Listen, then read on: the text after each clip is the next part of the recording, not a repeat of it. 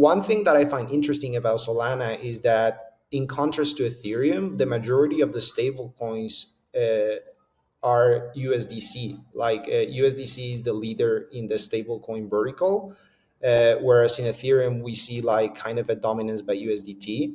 So I just think it's an interesting dynamic where Solana, I think it's more like America aligned, if you want to see it that way. And I think that may be interesting, like for the next 4 years.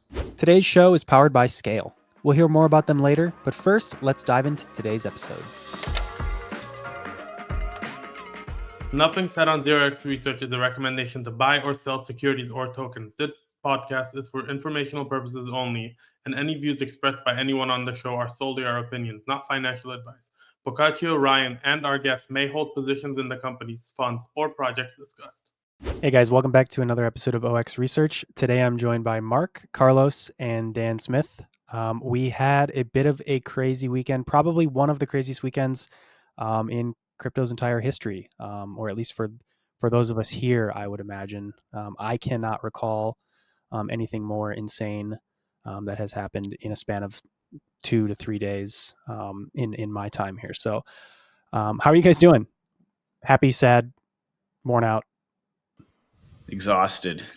That was I definitely agree with you. I don't know. I think there's been a lot of crazy stuff that's happened in this industry, and a lot of the crazy stuff tends to be like extremely bad. Like there's definitely people who will hate this moment, and that's perfectly okay in my mind. But it is objectively a different type of bad, even if you think it's bad, versus something like an FTX implosion, where it's like fraud, corruption, and disaster. Versus this is, I think, like the argument is it's embarrassing. I think Eric Voorhees said this best.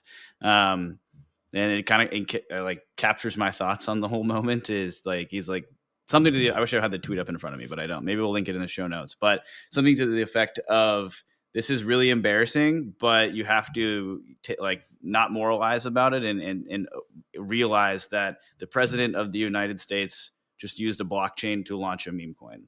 That is going to change the regulatory environment. So I think that's just like the very plain reality of the situation. And again, there's people who hate meme coins, there's people that love meme coins, and there's people in between. I tend to find myself in between. So my first reaction was like, Jesus, this is horrible. And then I was like, okay, there is probably no human on earth in this exact point of time that has more attention and more eyeballs surrounding this person. I'm like, okay, like this is going to rip. Yeah, I totally agree with that. I think the tweet was something like, both things are not mutually exclusive. Like, one, this is stupid and cringe. And number two, like, yes, it's the president of the United States using the Solana network to launch his own meme coin, which is absolutely insane. So I think both things can be true at the same time. To be honest, when I saw it, I thought his account was hacked. So I didn't buy any. I just coped all the way up. But like it was absolutely crazy. The reason why I never thought it was hacked is I don't know. I have no idea how this actually works, but in my head, like that account simply cannot be hacked.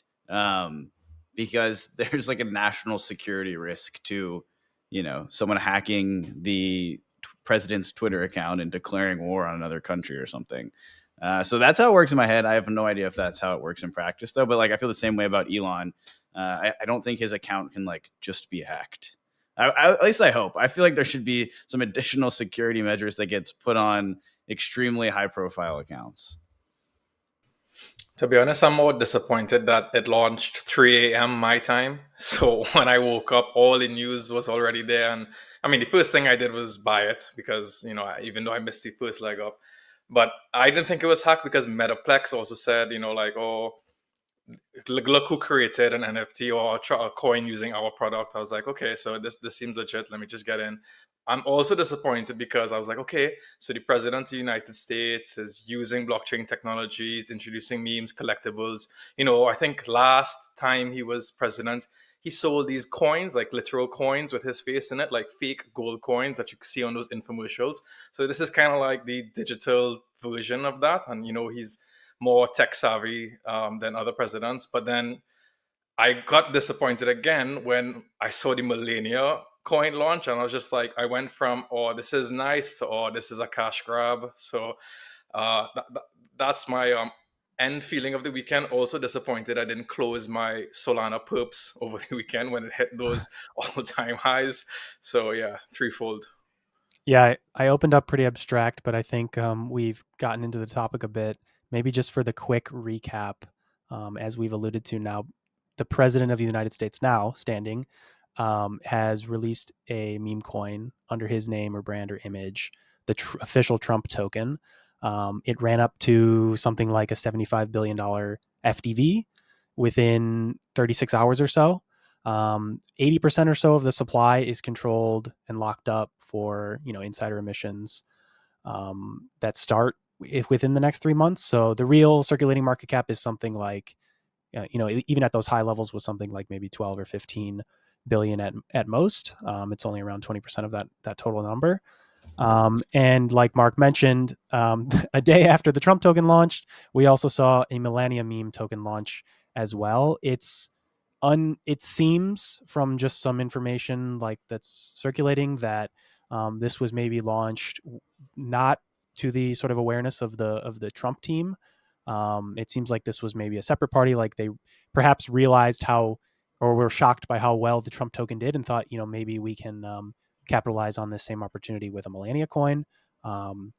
Regardless, we kind of had a back-to-back there. And there have been countless sort of, there was the inauguration, there were various speeches and rallies that have been held over the weekend, and there's been an insane amount of volatility and activity happening on the Solana blockchain, which is where the token was launched.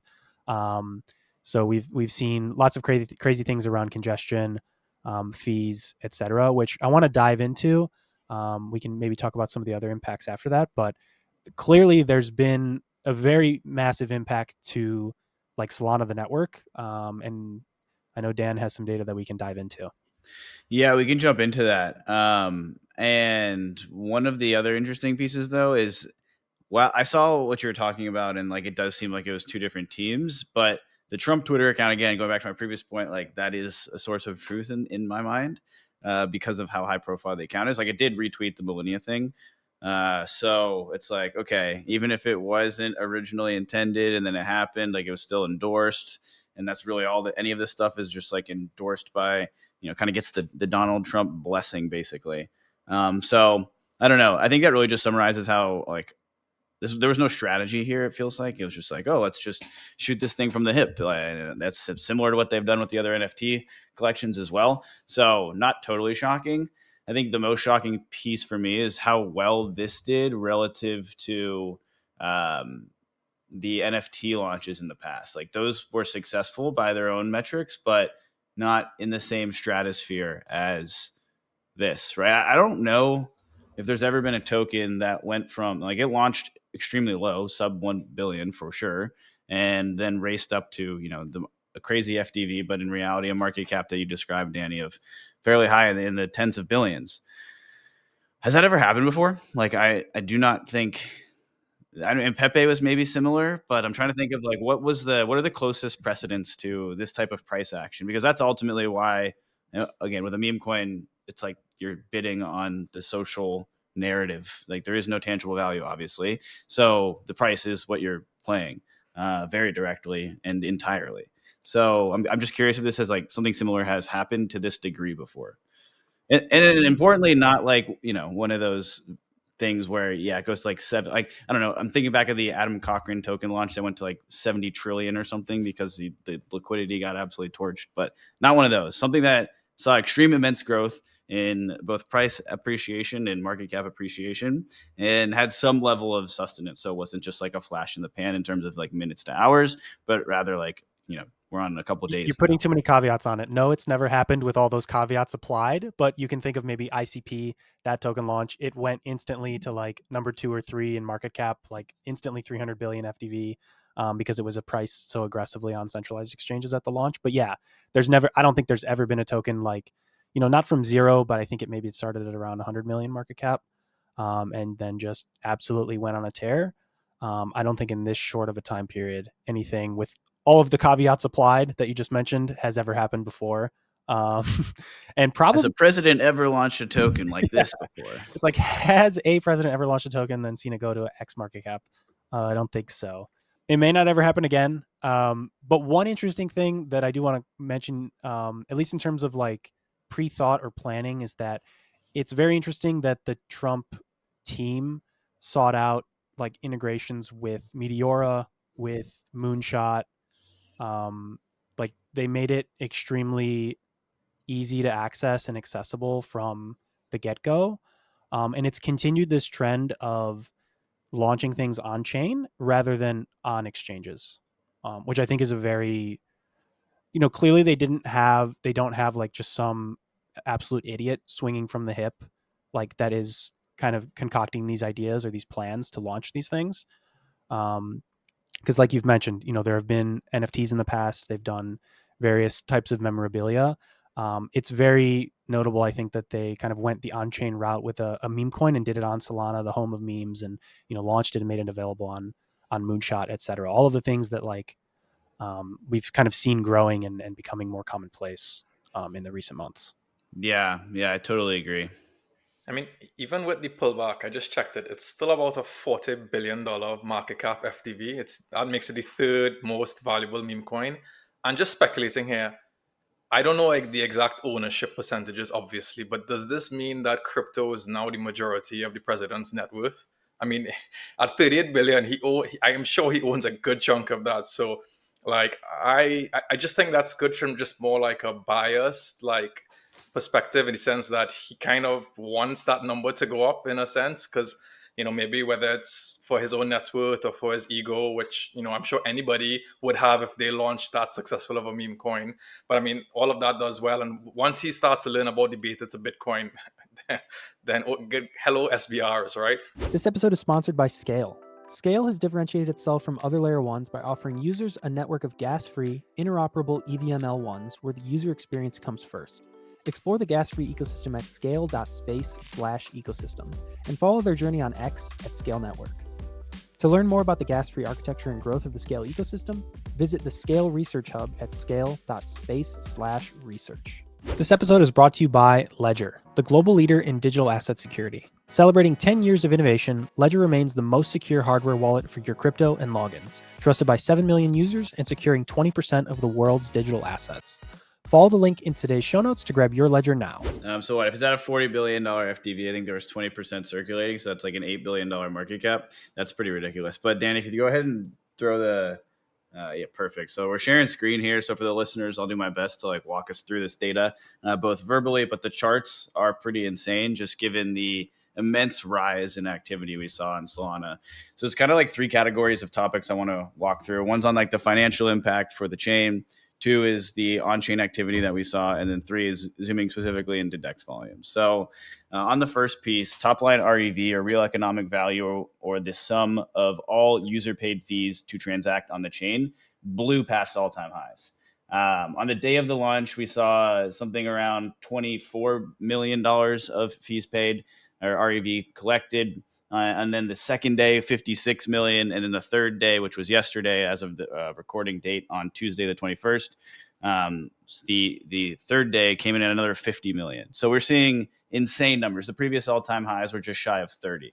So almost 2x those previous all-time highs. Actually, I think the $56 million day was indeed over 2x the previous all-time high. It's pretty interesting to be able to watch where that top line REV flows. So we know about the way the chain is constructed, about 70% of top line REV flows back to token holders, meaning that over the last couple of days, some Solana token holders consisting of both stakers and non-stakers earned about $91 million in being distributed to them through both the burn and staking rewards directly. That is excluding any inflationary rewards. This is just looking at, of the total amount of value that users paid to use the chain over the last 3 days, how much of it went back to the token holders, again, either through staking rewards or the burn. Very interesting to see. So Solana's token holders are absolutely eating. The chain saw record highs levels of activity in terms of fees paid to use the chain.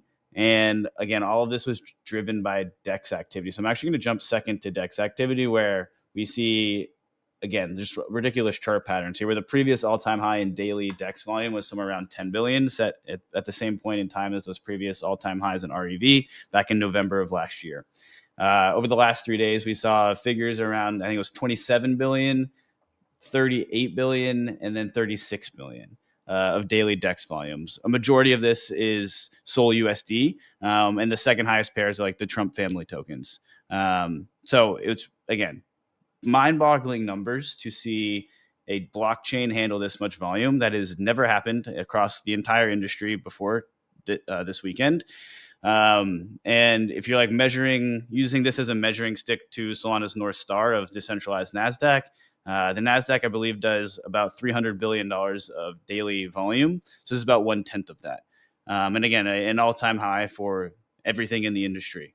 So it's really cool to see that we're actually able to do heavy transactionary load on blockchain. So again, this has not been true in the past. I think the most interesting, maybe second order effect here was the growth of stablecoins. So let's see here. As of yesterday's close, we saw about 7.7 billion of USDC on Solana. I think that's a little bit higher as of today, somewhere just over 8 billion. So we're still seeing growth. That's up from at the beginning, like, so for let's say 3 months ago, there was, $2.3 billion of USDC, and today there's a little over 8 billion, which is ridiculous growth. And over the last 3 days, we went from just under 5 billion again to just over 8 billion. So we've added about $3 billion over the weekend. And I think that's probably the most interesting piece here, because again, love or hate meme coins, I don't care. I think you're entitled to your opinion. You can hate them. You can think they're stupid. You can think they're embarrassing. But this is when it becomes having a tangible impact on the broader on-chain economy. Meme coin launches, massive influx of capital, more stable coins on chain. Nobody hates stable coins. So now you see the reciprocal effect of having this type of activity on your chain.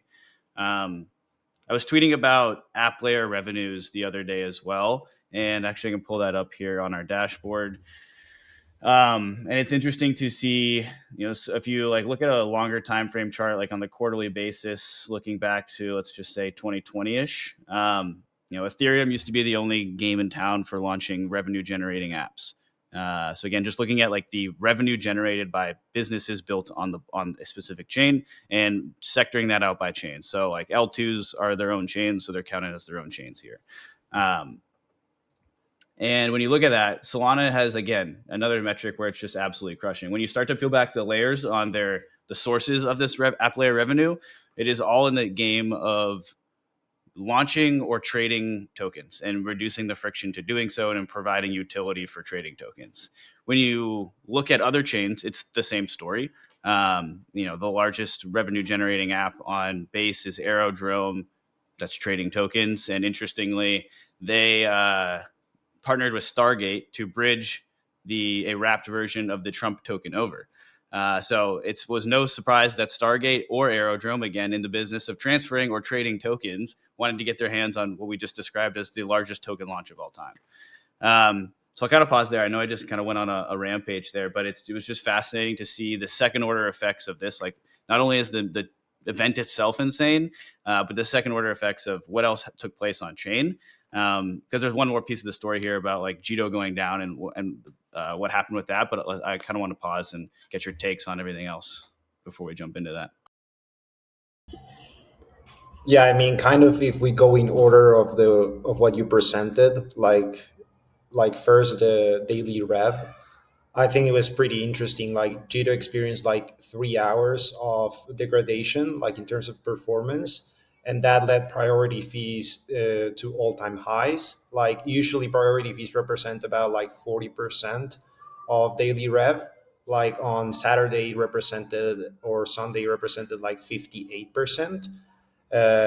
These had other second order effects. Like if you see the Solana burn, it had its highest burn ever, like daily. You can see just it went parabolic, and it almost offset the entire inflation for the day. So it had like the burn represented almost 80% of the daily issuance on that day. This, of course, will be like uh, these will be removed kind of by SIMD 96, which will go into effect soon. And that will remove the burn from the priority fees, but it's pretty interesting like dynamics that we see at play here. Lobby your local core dev. We want SIMD 123 and we want it now. SIMD 123 creates like an in protocol way to share priority fees with stakers. Right now, all priority fees are 50% burned, 50% to the validator. As Carlos just mentioned, 96 will effectively kill the burn entirely. There'll be a very, very small amount still burned, half of base fees, which are less than 1% of total REV. So assume 0% burn. Then instead of 50% going to the validators, now 100% goes to the validators. So validators what to absolutely eat. So I think that's like an unnecessary breaking change to Solana economics at a time when it's just, again, not that needed. So lobby your local core dev. We want 123 with 96. Yell it into existence. Sorry, Carlos. Continue. No, what I would add here is that I think 96 is actually good for users as well. Like if you like look at it from an economic point of view, like currently you have the priority fee, 50% goes to the burn and 50% goes to the validator. Like let's imagine like a validator demands $10 of a priority fee, like to include a transaction like in a block. Like as it stands now, they have effectively a 50% tax on their like income, right? So if someone demands $10 to include a transaction, then a rational validator will just demand $20 priority fee, right? Because 10% 10 will be burned and 10 will go to the income, right? Like I think CMD 96 can actually reduce priority fees across the board, because now a validator can just demand the $10 instead of the 20 because it gets like the 100% of the income. So I think it's obviously good for validators, but I also think it's good for users. Yeah, for sure. I agree. I just want to see it paired with 123 so we don't get this token holder net income chart doesn't just also fly to zero. Yeah, I totally agree there.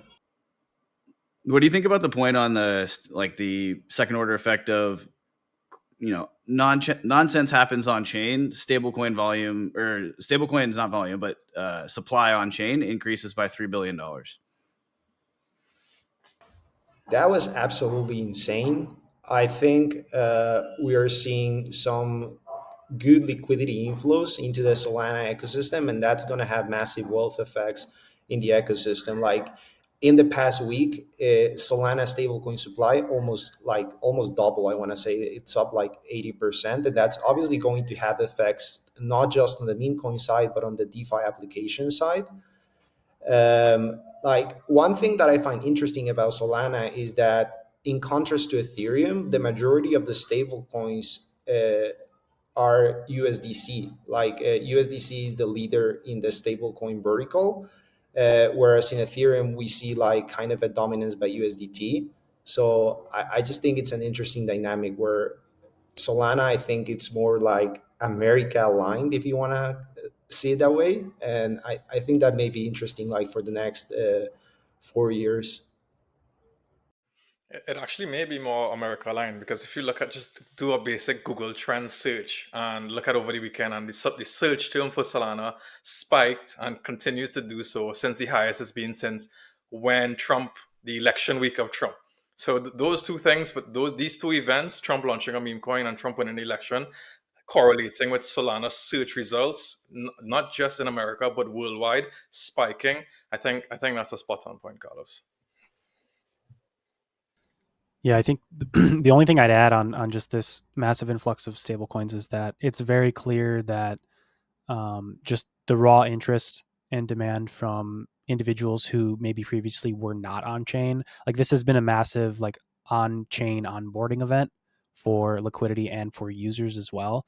I think Moonshot mentioned something like 400K plus new users on the 24 hours following the launch of the Trump token. And may even have mentioned up to like 1 million DAUs for them as a product now. So it's really interesting to see just a massive inflow of new users on chain. rather than just simply holding or managing positions on exchanges. Which I think, if you're a fast chain good, make a big beefy blockchain enjoyer, that's exactly what you want to see, regardless of the issues with Jito or the congestion of the network. This provides a new set of data for developers, core developers, to go and look at, and app developers to go and look through the bottlenecks that we just encountered, and kind of prepare for the next sort of mass event, and prepare to be, if it's decentralized Nasdaq at some point in the future. Like you mentioned, Dan, we're still multiples from there in terms of activity and volumes. So I think this really just gave Solana, the ecosystem, another sort of like big step up in terms of valuable data to learn from, and iterate upon and improve the chain for the next leap forward. And a whole new set of users that are now trading on chain. Probably a lot of them on Moonshot. Yeah, the Moonshot. I did see the $1 million DAU, 1 million DAUs, not dollar. People are not money. 1 million DAUs of Moonshot, which is nuts. So you can see that mass onboarding event there. And another metric around this you mentioned was the Phantom activity. So Phantom Wallet struggled a little bit in its execution of handling this large influx of requests. So there was two things that kind of went wrong for them. One is when you load up your wallet, it shows you your token balances and the value of the tokens that you have in your wallet. That broke. And that's a horrible experience for the users, because you get that immediate sinking feeling in your chest of like, holy shit, my money's gone. And then the other problem they had was landing transactions. So obviously this has been a long-standing issue for Solana. And we'll get into the bad piece there of why that happened. But one thing I do find interesting is they put out a tweet that says, despite all our challenges, our users swapped over 1.25 billion in volume and made 10 million transactions. And this was on the 19th. So was that Saturday? And that is an insane figure. 10 million transactions. And again, these are users, because you can safely call these users. It's a rare moment where we have actual user statistics because a wallet provider shared them.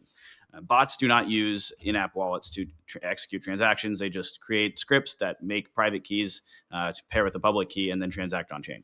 So anything when you get wallet statistics, whether that be like MetaMask, Rabby, Coinbase Wallet, Phantom, Backpack, any of these, that's like the holy grail of user activity.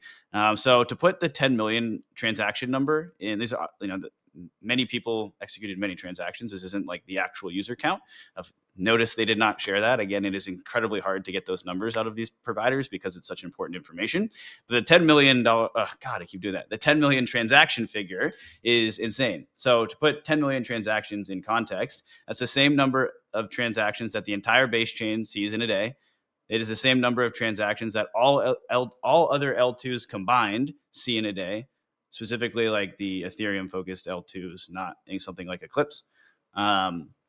And it is the same number of transactions Ethereum mainnet sees in a week. This is insane. And again, these are actual user metrics. So to put the problems that happened into context, we had this massive vol event, basically, where this level of, I don't think a wallet provider has any of them have ever processed 10 million transactions in a single day. Again, these are just insane numbers we're talking about. So I think it does kind of put this mass onboarding event into context and starts to make that 3 billion of stablecoins that came on chain also make a little bit more sense. So yeah, I thought that was just extremely fascinating. Now for the bad. So Solana has struggled with staying online at times in the past. It has gone offline many times over the years. I think most recently about 8-ish months ago now. I need to pull that up. Maybe I can do that after I finish talking. But it's got struggled with staying online in the past, generally due to consensus halts, which it did not have this time.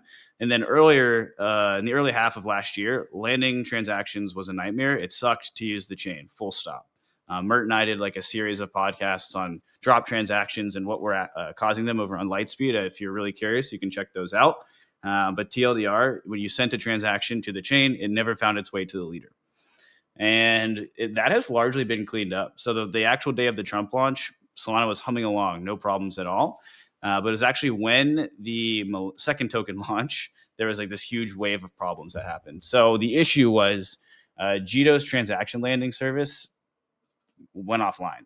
And when that happened, the median priority fee jumped 5,000x, and the transaction count actually fell 66%, and the CUs per block fell 50%. So when we look at this in charts, as we love to do, the gray bars here are, transaction bundles being landed. So if you see gray on this chart, that means transaction or Jito is online and bundles are being processed.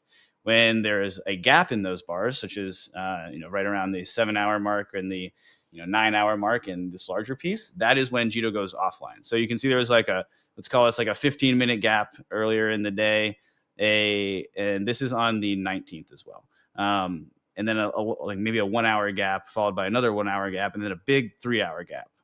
During that big 3-hour gap is when everything fell off. So this, right when this started, was right when the Millennia token launched, and that's when chaos just basically happened on chain. So not only did median fees skyrocket because nobody could land transactions using Jito, and it became this just like bidding war of like the actual submission lanes were not working properly. So everyone assumed, oh my God, I need to pay more. So then everyone was paying more. And then when they did get through and it was just like trickling in, they were ridiculous fees, right? Like median fee went up to basically $2 during this very, very small window. This is aggregated on the minute. So over the hour, that didn't really happen. But at the peak of this, you're having like a $2 median fee. That's insane. I need to look, but I can assure you there were some multi-$100 transactions that were being processed during this minute. Again, because people just like have this natural inclination, oh, my transaction isn't getting in, I need to pay more. And now that the reality is true that people are paying more, you do need to pay more to get in. So it's like this self-fulfilling prophecy in a way. So not only did fees get extremely expensive, but if we look at this chart, same backdrop with the gray bars when they're missing, Jito is offline.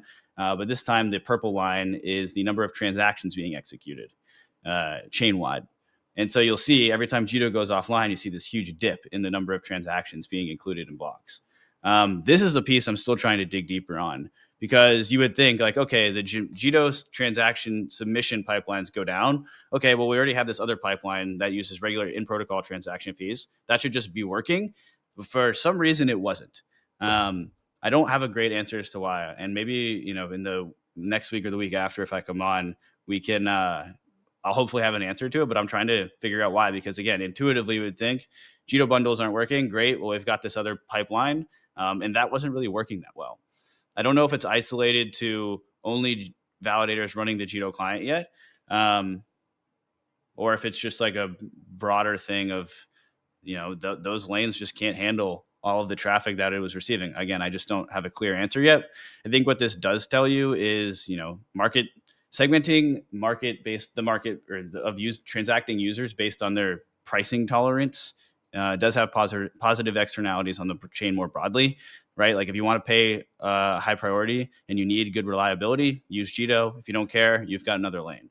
The question is like, can we build that other lane in a way that can handle this type of load? Because right now the initial reaction is it does not look like that. But again, I still want to dive a little deeper to know why we weren't seeing as many transactions land when Jito went offline. Dan, is the irony here that Jito going offline for those instances may have actually increased Solana's REV? Yeah, 100%, right? Like if you look at, if I go back to this chart of the REV, it's rare to see priority fees get this high. And for that 3-hour window when it was offline, again, people were just like, oh, I need to pay more to transact. And then it became true and you did need to pay more. You shouldn't need to ever pay that much to land a transaction. But again, there were in very much so overpayment was absolutely happening during this period, without a doubt. So agreed on the 19th piece. And then you kind of see priority fees normalized lower on the following day. And Jito tips themselves actually went higher on the following day. You had more uptime from Jito. And there was like very small windows of it going offline on the 20th yesterday, but nothing like that big 3-hour gap that basically the chain was fully unusable during that time. Yeah, I'll add anecdotally for those of us in the trenches that were trying to gamble on Melania and Trump at the time, I paid priority fees of like upwards of 0.1 Sol in some cases for single transactions. So I think that median fee you mentioned is interesting. I wonder how high the average fees had gotten at a certain point.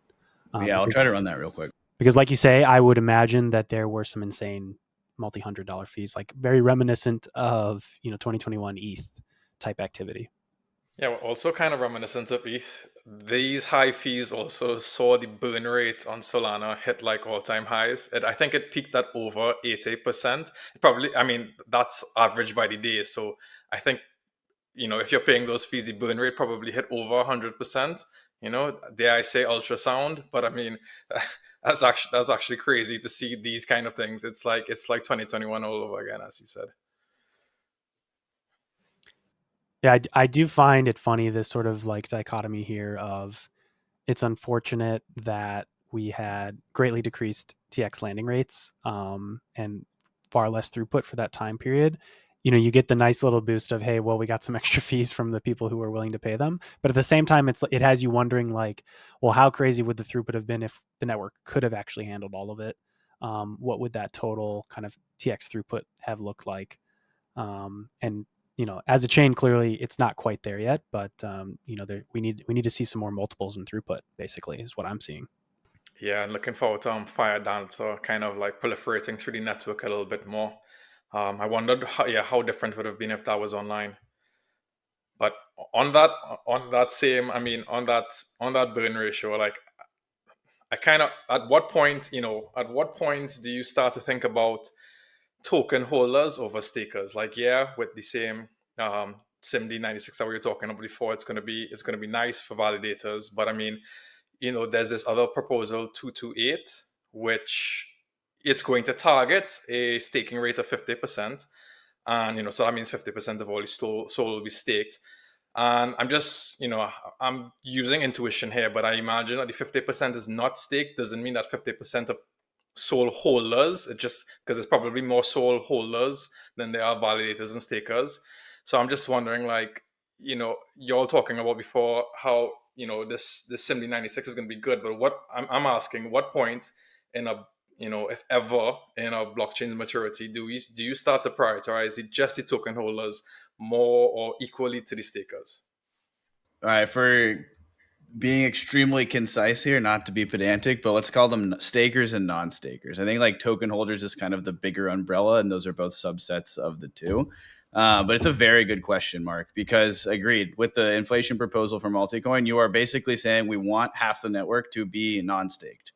And then if you're, aggressively pulling away the returns that those individuals get, it does become like, all right, well, is that a good thing or is it a bad thing? I think the argument for it not mattering or just not being a bad thing is you're forcing that 50% of capital to go seek yield in a different way than the, let's call it the risk-free rate, if you will, of the chain, which is staking.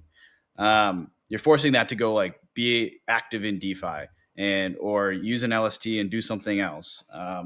I think that's kind of where the puck starts to move is like, yes, you're saying if you're kind of a second-class citizen in a way if you're going to be a non-staker, and you are forcing half the network to be that. So you saying, all right, go be active in DeFi, find other ways to find a return on your capital.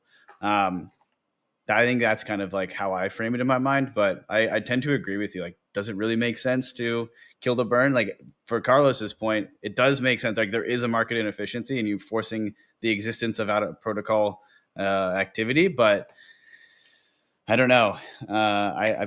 I think we're just not at the point where like super matters, whether or not it's like all the rewards are for stakers versus the token holders. But I think, yeah, that's what I'm looking for is, let's say this happens, then, both proposals are live. I think you're going to see an influx of just naked SOL, if you will, in DeFi. Yeah, I agree. And the part that we're not at the stage where it matters. I don't think that this is going to do any meaningful driver for demand or the price. I think, yeah, using it as a risk-free rate, having people go seek yield elsewhere, that could be good for activity and move people from just like passively holding stuff on, just and maybe second order effect, increase REV. But yeah, no, it's a tough one. I think, and maybe it's people say they don't want to change the curve because, oh, this is how it was, and I can't remember, I think it was Multicoin referred to it as the Bitcoin hangover. Maybe I'm having the Ethereum hangover with this burn ratio, But I'll put this to you all. But I mean, like, okay, you pay 10 versus 20. It's an auction mechanism. Like we've seen just this weekend, people will pay what they want to pay for to get their transaction landed. So I mean, like, if the market wants to increase it, and if that happens to benefit non-stakers, then I don't particularly see an issue with that. But maybe that's my hangover, as I say. I like your framing there. Real quick, Danny, one thing I want to throw in here is, okay, stake rate, let's call it 70%. I think it's like 66%. Let's just call it 70. I don't think stakers, this is just my personal opinion, I don't think they're extremely tolerant to the rate that they get. If this proposal went live tonight, I think in 2 weeks we'd have a 0% inflation rate. So if that held true, then non-stakers are not getting diluted because inflation would be 0%. They're just not getting as like anything, right? So if they get they're not diluted, so they have no like cost in this equation, and they don't get any burn either because there is no burn, then they have no income and they're just neutral. All right, I think that's pretty reasonable. I'm curious what you think about that, though. Like, you have a neutral position and then like a staked yield-bearing position. Again, if I agree with you. I mean, if it starts to decrease, I'm not going to unstake. I have some sold stake. I'm very unbothered by a difference between 4.7 and 3 and 2. So I think we can see it drop pretty quickly. But I think I said on the last call, regardless of what the asset is, like, I would love to see an asset where the supply goes down over time. Like, I love that Meta buys back their shares every day, that Apple buys back their shares every year. Like, that's good for me as just a token holder, regardless of whether I'm a staker or not. But I don't see it being a material difference. Like, the burn rate was already so low that it was like negligible. It's not like how it used to be in like Ethereum or something back in the day. So again, I don't think it's material, but maybe it's a nice story in the future. Maybe it's for trying to onboard new investors, people with more of a TradFi mentality who like large protocols, who use some part of their funds to buy back shares, and it just fits into that narrative. But at the end of the day, it really doesn't matter. And I don't know if at this stage of Solana's life cycle, or even investors' life cycle, if they're going to go that deep into it. Yeah, I like your point here, Dan. Like, individually as a holder of like staked Solana tokens, for example, like, I am not going to change my behavior if the rate that I receive is lower than it was yesterday. I'm not going to swap those back for Naked Soul. It doesn't necessarily change anything for me. But I'm curious, Carlos, to get your thoughts here. I know you did just spit out a nice flash note and talked about some scenario analysis of this exact topic.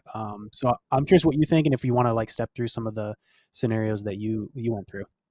Yeah, sure. So I don't think people realize how aggressive this proposal actually is. Like, if you look at first of all, how does Solana's emission schedule look like today, right? Today has a fixed emission schedule, like it was predetermined at launch. So Solana's inflation started at about 8% when the network launched in 2020, and then it decreased by 15% every year until it reaches like a terminal rate of 1.5% in about 2030, as you can see in this chart. Now, the current proposal is advocating for a market-based approach that dynamically adjusts the inflation rate based on a target staking ratio of 50%. Because the staking ratio today is like 76%, the decrease in the inflation is actually pretty aggressive, with the caveat that we don't know how sensitive stakers are going to be to the change in the staking yield. So let's assume extremist scenario, and regarding what Dan said, right? Like, what happens if stakers are insensitive, like completely insensitive to changes in the staking ratio? That would mean that SOL inflation will go to zero in about 12 days, like if the staking ratio stays constant and SIMD 2028 is implemented, which is absolutely insane.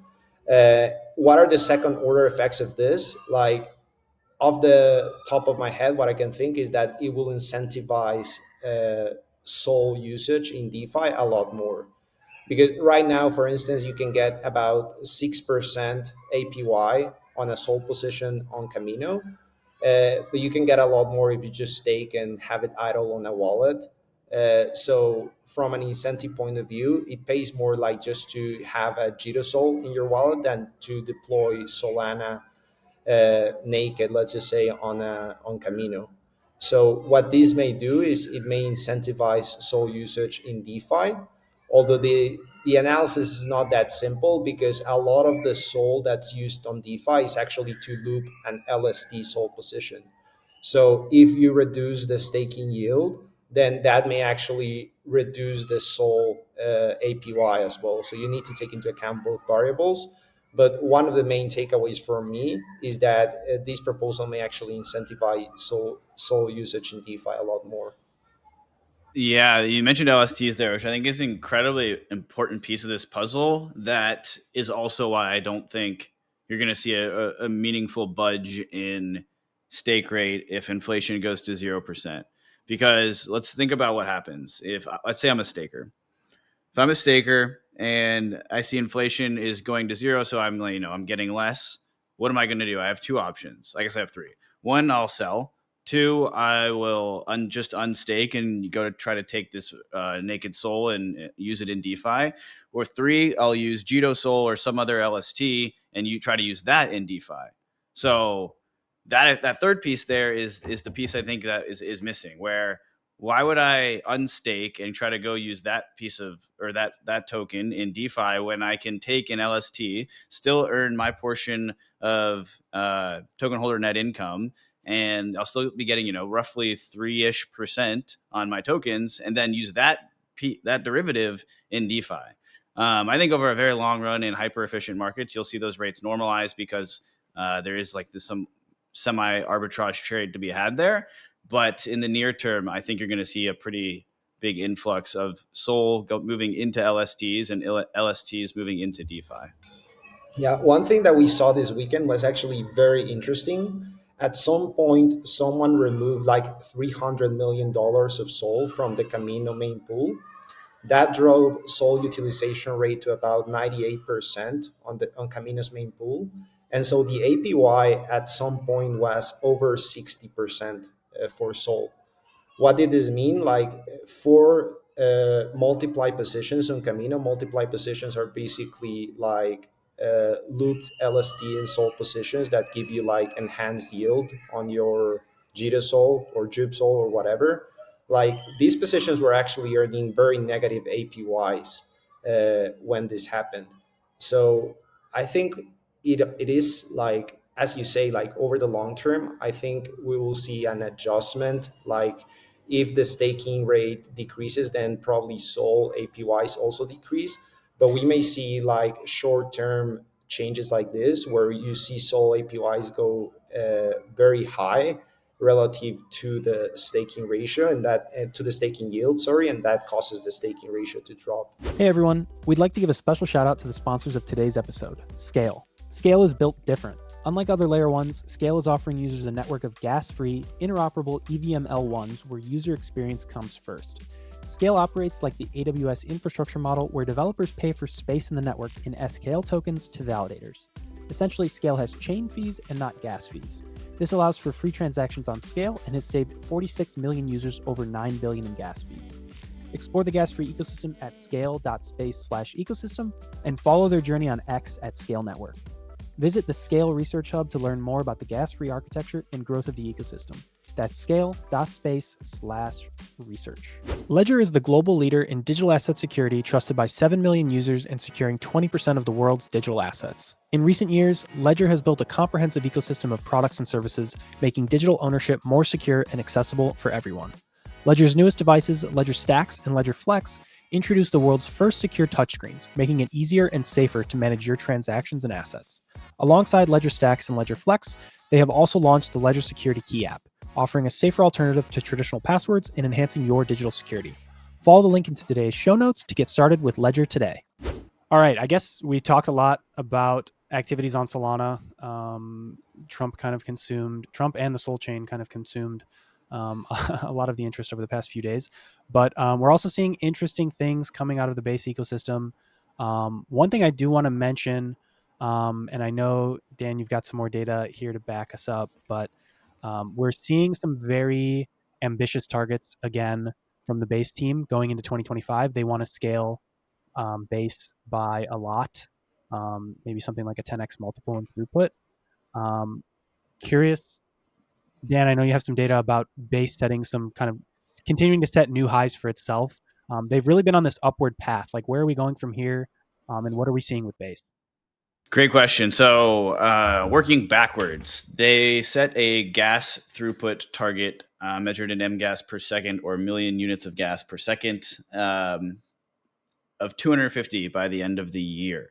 Today, they're at about 20. So it's about a 12.5x increase, which is meaningful, very, very meaningful. It's very nice to see someone aggressively passionate about scaling. Like that is very much what we need to do. Again, yesterday proved that, or this weekend proved that. We had this mass activity event, and Solana did okay. I think it did significantly better than it would have ever handled it in the past, but it didn't work flawlessly. Again, we just talked about how Jito went offline and the implications that had on the users. And if that activity happened on NL2 today, like transaction fees would have went to a gazillion. Again, that's the amount of transactions that happen through Phantom Wallet is the same amount that happens on Base in a day, which is, again, like these are mind-boggling numbers. And it's not super clear if the sequencer would have been able to process that level of transaction throughput. If you remember back to the inscriptions mania at the beginning of last year, Arbitrum sequencer had like a hiccup during that time period, and that's pretty similar to what happened on Solana with like consensus was not halted. The chain kept producing blocks. There was just significantly less full blocks. So I think like that's kind of a similar outage, if you will, or like it's not really an outage, I suppose, but it's a severe degradation in performance would be the maybe technical term for it. So there is I say all that because I think it's fantastic that Base wants to do this. I think a lot of the other EVM-based L2s have said they want to do this, but nobody's really putting this as like their P0 for the year of like, this is the target we're marching towards. And they're very public about this figure as well. So I can share a screen here and kind of show some charts related to this. So here is the gas, if you can just throw it up on the screen. Here's the gas throughput in the bottom or the top right here. This is the gas throughput. Again, you can see over the last this is the 3-month period. They've gone from about 14 to now they're at roughly 21 of mgas per second. Again, they want to get 250, and this is where they are. If you rewind to, the launch of the chain, basically, for a while, they were kind of, their ceiling was about 2.5. So they've almost pulled a 10x since launch. And again, they want to do a 10x from here, which is, again, just incredibly bullish. And I guess it is 100x since launch, which is a kind of a cool landmark for them as well. As far as like TPS translation, they with more gas, it becomes cheaper to spam the chain in search for arbitrages. And so you see this revert rate increasing as more gas is added. That's pretty typical. It's something we see across most chains today. Solana is in the same boat.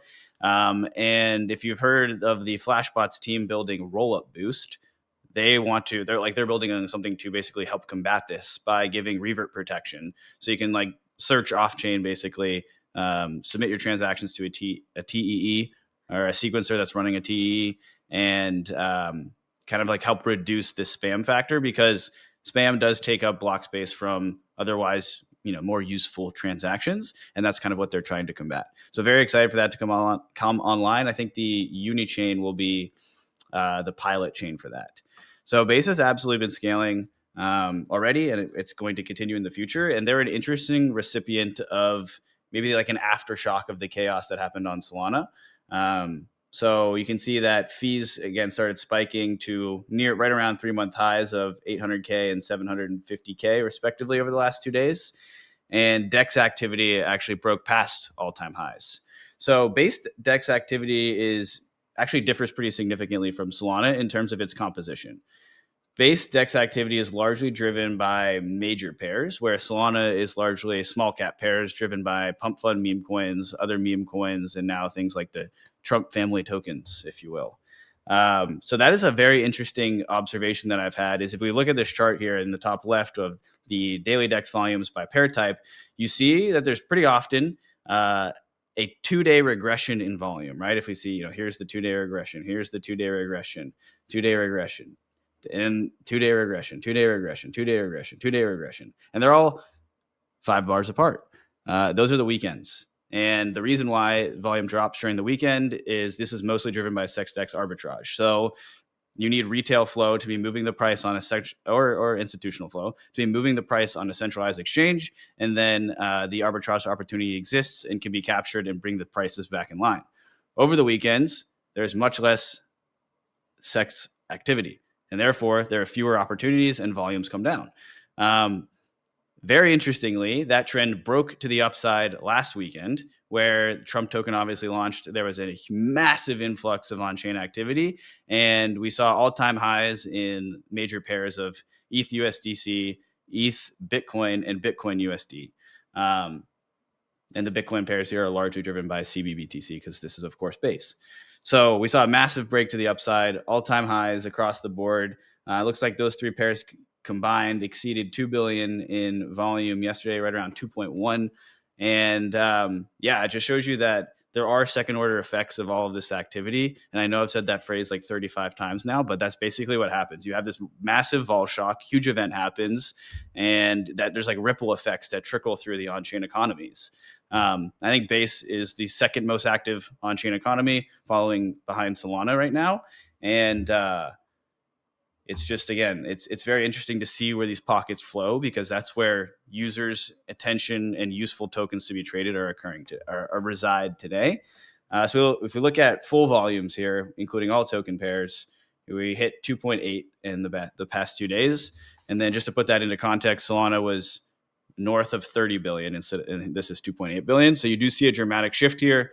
One caveat that's important to consider when comparing DEX volumes is the shorter the block time, you will have more DEX volumes. Another interesting piece of that march to 250 mgas per second for Base is it's not just increasing the block gas limit, it is also decreasing the block times.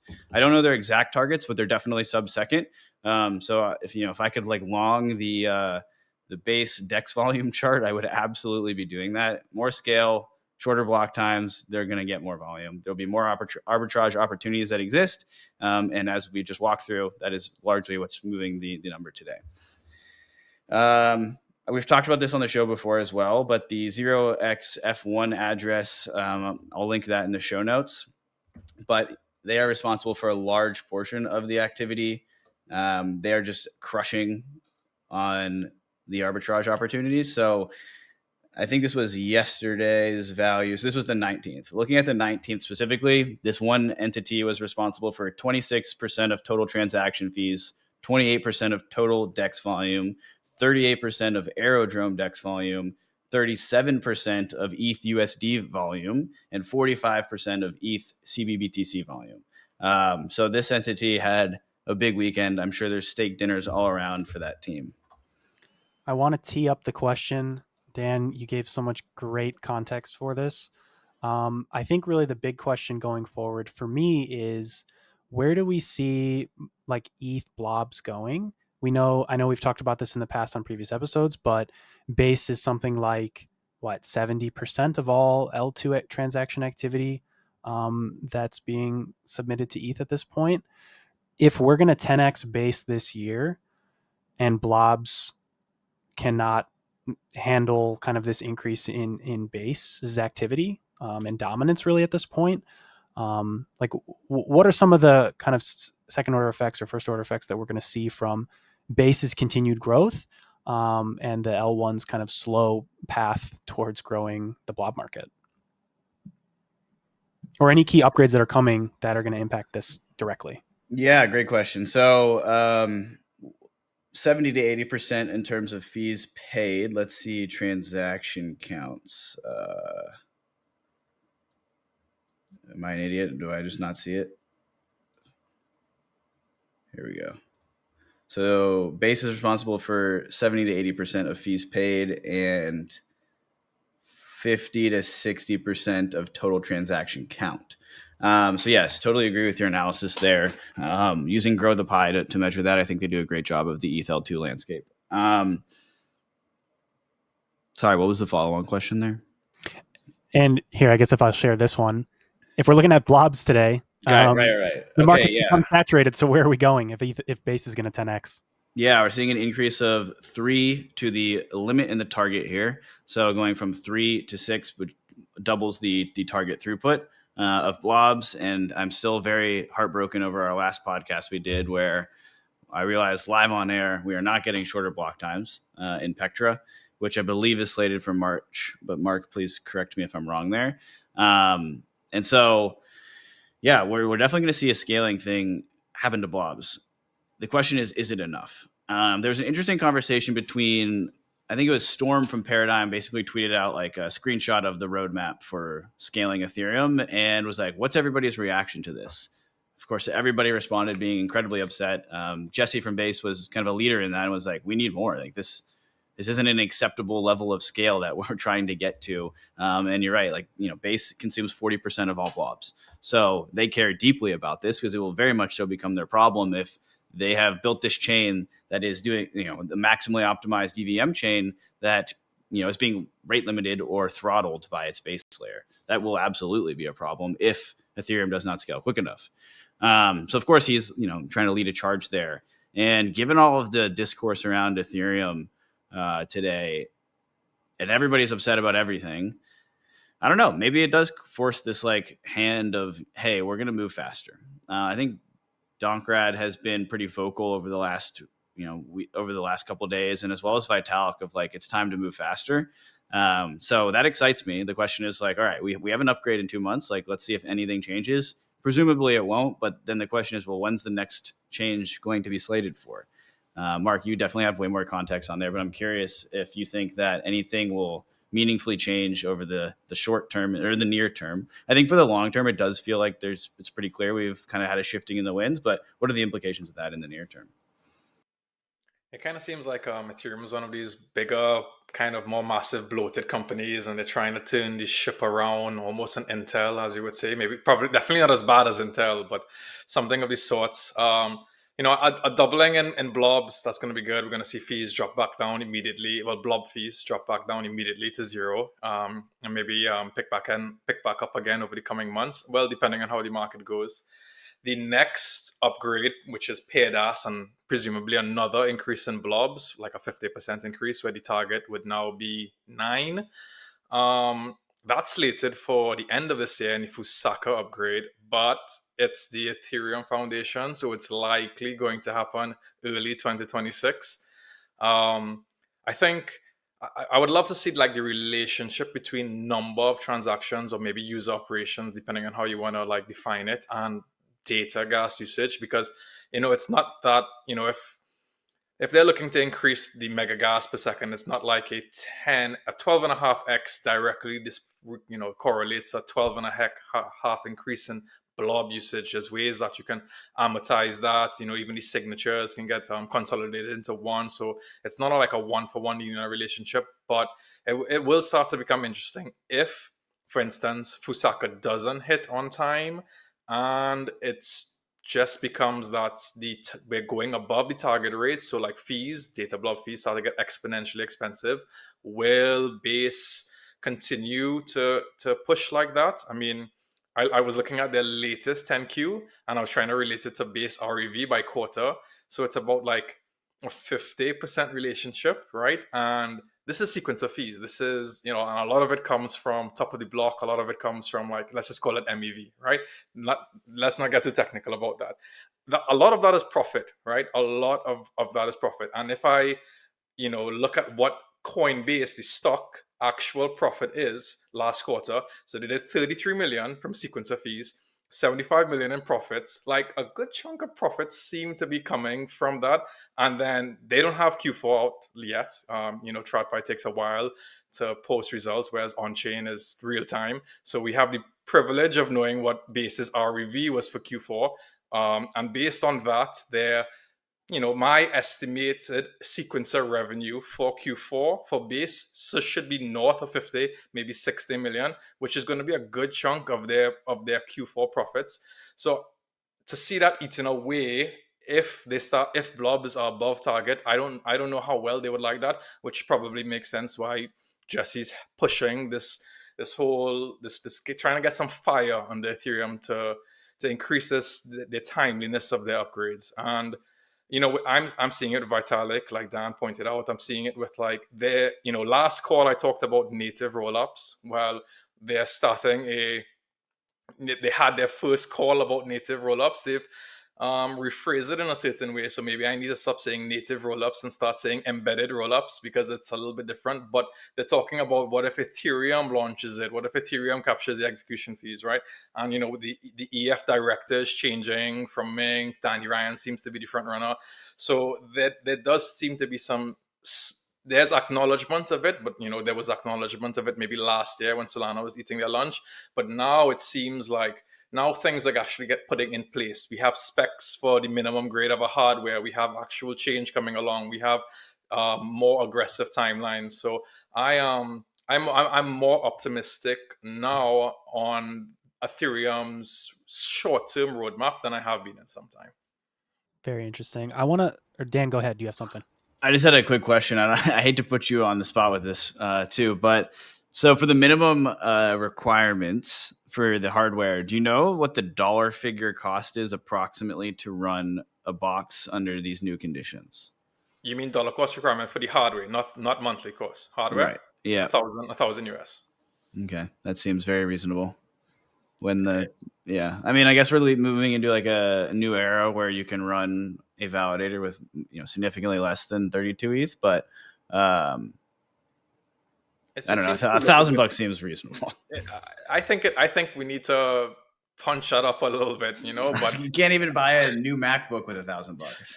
Yeah, exactly. But I mean, it's a start. So I'm going to take that, right? Hopefully, it increases with the same aggressiveness as they intend to increase the blobs. I'd love to see a 50%, 100% jump every year or something like that. But, I mean, if you, like we talked about this, 32 ETH is a minimum, has been for some time. So, I know we're entering into a new paradigm, whatever. Staking yields have been 3 to 7% over the past couple of years. That's one. You don't even have to sell any of your original ETH. That's just 1 year's worth to upgrade your hardware. Like, I think it needs to be a bit more aggressive, but I'm glad we're starting somewhere. Love it. Well, continuing on with Base and Coinbase, actually, they had some interesting announcements last week, or end of last week, before Trump took over the news cycle. Coinbase and Morpho kind of agreed on a deal to make use of the Morpho protocol, sort of on the back end, to enable borrowing of USDC against Bitcoin on Coinbase. And thanks to Coinbase being the sort of manager of CBBTC, their Bitcoin product, and holding a bunch of that on Base, this makes this a really interesting and unique sort of partnership for them, as well as being a sort of a bolstering point for the Base chain again. Coinbase is at a point now where they get to build out products directly within the Coinbase app or the wallet, etc., and then utilize the Base chain without users really knowing or caring or wondering what's really going on. They just get to reap the benefits of these DeFi apps. So there's some quick information on this one, going through a few things. Sorry. Today, like if we look at CBBTC as just a primer on where we're at today, the total supply is somewhere around 20,000 Bitcoin worth of CBBTC. This has grown significantly since they launched it, over 6 months ago. And it appears, based on really the trend of Wrap BTC, that it has been basically directly eating into the market share of Wrap Bitcoin today.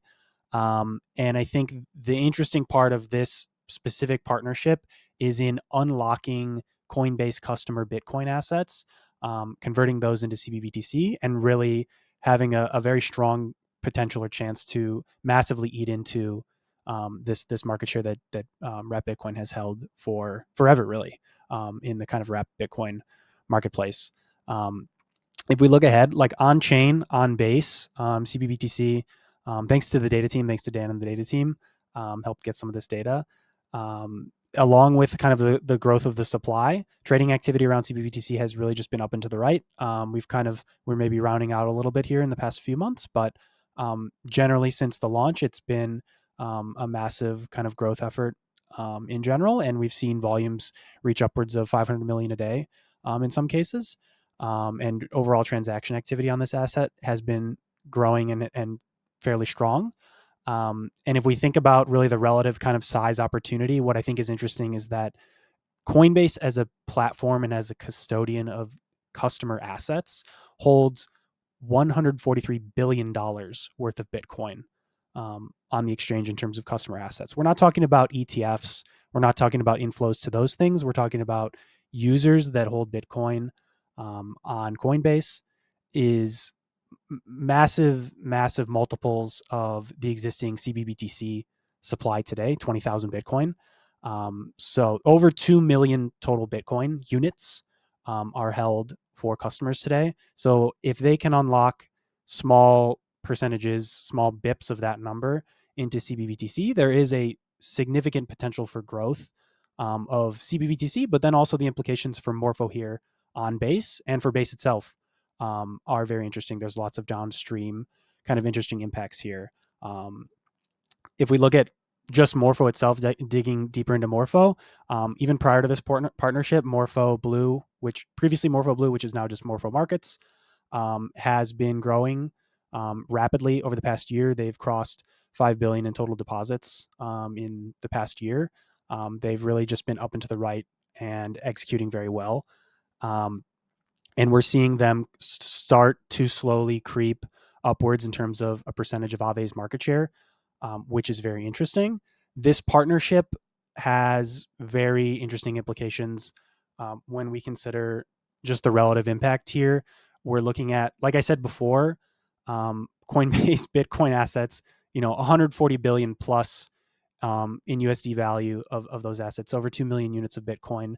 This is just Bitcoin, and so far they've just enabled borrowing USDC against Bitcoin on the exchange. So that's, taking Bitcoin, converting it, and wrapping it into CBBTC, putting it on Base, depositing it into the CBBTC USDC Morpho market, and then borrowing USDC from it. This is one particular product, right? We're not talking about other products that could come from here. There's a potential to unlock, even 1% of 2 million Bitcoin is a ton of Bitcoin. It could have drastic impacts on the current supply of CBBTC today. And then we're not even talking about, a Morpho Vault product potentially allowing users to directly lend their assets in like a Coinbase CBBTC Vault, for example. And then not to mention other assets that could come after. We could be looking at CBETH. We could be looking at USDC, lending and borrowing products, all enabled directly on Base via Morpho.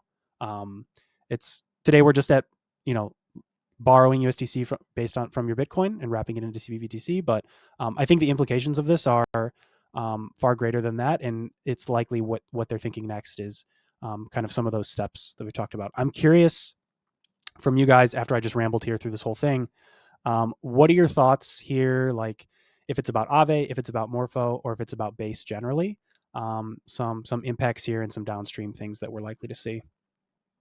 Yeah, I'm kind of interested in how Morpho competes with Aave after this. Last time I checked, Wrap Bitcoin represented about 25% of Aave's TVL. So I'm kind of curious after this integration, let's say 3 months from now, what percentage of Morpho's TVL is represented by Coinbase Wrap Bitcoin, right? And I think like the figures you provided, like for the total addressable market, like in terms of Coinbase total deposits, like even if just 1% gets converted into this product, then that would be massive for Morpho's TVL. So I'm just kind of curious how that changes like the collateral positions of Morpho, and if it can like potentially compete with that in terms of TVL. I'm Does just this thinking. include? Sorry, Mark. Like, just does this include like the assets that are custodied like by ETFs? No, I do not believe this includes ETFs. This is specifically customer crypto assets. It's listed here on the chart, but safeguarded customer crypto assets on the exchange. Yeah, if it was ETF assets, that would be highly illegal. I'm just happy that it's this is DeFi mullet. This is what I want. This is people I mean, they obviously know, but people are using the blockchain without necessarily realizing that they're using the blockchain. Keep all of this fancy spancy CBTC, wrap this, Morpho this. I mean, Morpho, Aave, CBTC, great products, but users don't want to know about. I just want to borrow off of my Bitcoin, right? Just let me pay in USDC, put everything in USDC, abstract away the difficulty. And I think this is just another step towards that. I think Base is doing a great job. I mean, Coinbase is doing a great job with their products, like abstracting away some of these more like technical blockchain stuff. And I mean, it's going to be hard to fade. Morpho now, great product, Pareto efficiency above pool to pool with this pool to peer to pool lending. And I think with that distribution, we've seen what they can do, and it's going to be a great few months or maybe even year coming up for Morpho.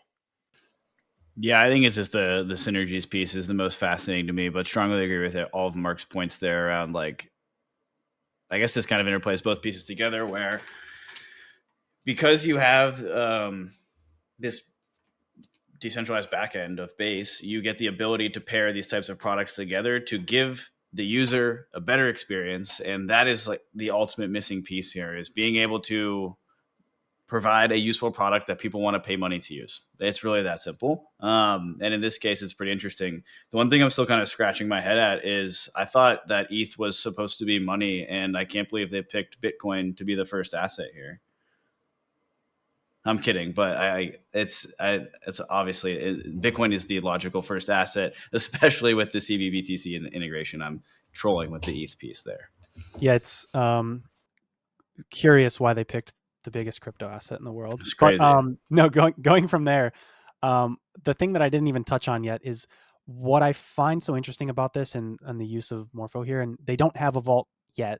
Coinbase has not deployed a vault product yet using Morpho, but the design of Morpho to enable basically vault curators to capture performance fees on earned yield, I think is just another reason for this, like a partnership of this type, where Coinbase, the exchange, can massively benefit by basically using this product that Morpho has built. And if their users are willing to engage with a vault product, they can take 5-10%, whatever some established accepted performance fee would be for managing the risk of that vault. And it would be a really, like, a nice additional kind of bonus revenue stream for them, without having to go out and build and manage, the product themselves. It's a really interesting thing that this opens up. And seeing this potentially expand from Bitcoin to, if it's CBETH, if it's USDC, if it's other assets, I think really anything is wide open, and it makes me kind of beg the question of, like, at what point does Aave need to start maybe punching back and fighting for this? Because if Coinbase is the first, they may not be the last. And if all of the exchanges decide to go a similar route and build products of this nature, you could see an Aave lose significant market share. I mentioned the relative size of Coinbase customer assets. It would be, insane if various exchanges and all their customer assets were basically unlocked into DeFi via partnerships of this nature. I also think the another revenue synergy is the fact that the Coinbase venture is an investor in Morpho, so it kind of lines up nicely for them too. I think I'm speculating here, but I think maybe the slow phasing out, or maybe why they don't have like a Morpho vaults integration yet, is I was just thinking, who is insuring this? What happens if Morpho gets hacked? Who did Coinbase go to as an end insurer, or are they just self-insuring, right? So I think maybe some kind of like legal framework is making this a more phased approach. I would love if they mentioned it in their next 10Q, but that's something that might keep me up at night if I was one of the Coinbase product managers. Awesome. Well, I think we've done a pretty long one today. We talked about Trump and the family, Solana issues, potential fixes, and lots of things happening for Base going into this year. Do you guys have any big takeaways that we close out with? I wish we could have talked about more. We'll just have to have you guys on again next time. But any last big takeaways? Yeah, why does everyone keep saying update your priors? I think that we can use a different word to say the same meaning. That's my big takeaway. but more seriously, it's going to be interesting. I don't know. It felt extremely toppish over the weekend, to be honest. Like, what the hell was happening? But that doesn't mean there's not a many month road of chaos ahead of us. I liked Westy's take. Like, this is reminiscent of the Dodge pump back in January 2021. Like, it has many like similarities. I think for sure there were some like topish signs, but I don't think like this is the actual top. Yeah, before the cycle started, I literally had like a bingo card of top signals, and I'm like, I'm going to follow this, I'm going to listen to this, and I've thrown it out. I've just literally ripped it up because it's more than half of them have hit, and prices continue to go up. So update your priors. Yeah, Westy's point is actually really salient. On that, the Doge pump that he mentioned, the liquidity suck that Trump had was identical, right? Doge started running, everybody sold everything to buy Doge, and the charts reflected that. And if you were looking at, your watch list over the weekend, basically everything was red except for two things, and it was Sol and Trump. And Trump was up many hundreds of multiples from launch. It was crazy to see. We haven't had that moment yet. And so I think it's probably the beginning. I mean, if you already didn't think it was the beginning of the end, you sort of have to think that is now. The question is, if we do get this SBR, that probably puts in a floor on there's probably not a 70% Bitcoin drawdown, I would have to imagine, that we've seen in the past. And if that is true, how does that impact everything else? That's really the question that needs to be answered now. Yeah, I mean, like for me, like my mental model is Bitcoin clearly is following like a cycle of its own right now. Like it has become geopolitically relevant, and I don't think it like the 4 year cycle. I don't think it makes sense for Bitcoin specifically anymore. But like I don't want to get into this rabbit hole right now. We'll wait to make any predictions about the 4-year cycle being over. I'll leave you guys with one sentence that Dan Smith said earlier in this pod. Sex activity decreases on the weekend. I think outside of crypto, that statement might not make sense, but here it is commonplace. Otherwise, I'll leave everyone with go check out the OX Research Telegram. Join the group. We love to chat about everything. If it's Trump, if it's your favorite protocols, we're all in there chatting it up. So go check it out, join in on the action, and we will see you all next time. Thanks. They're going to lock you up, man.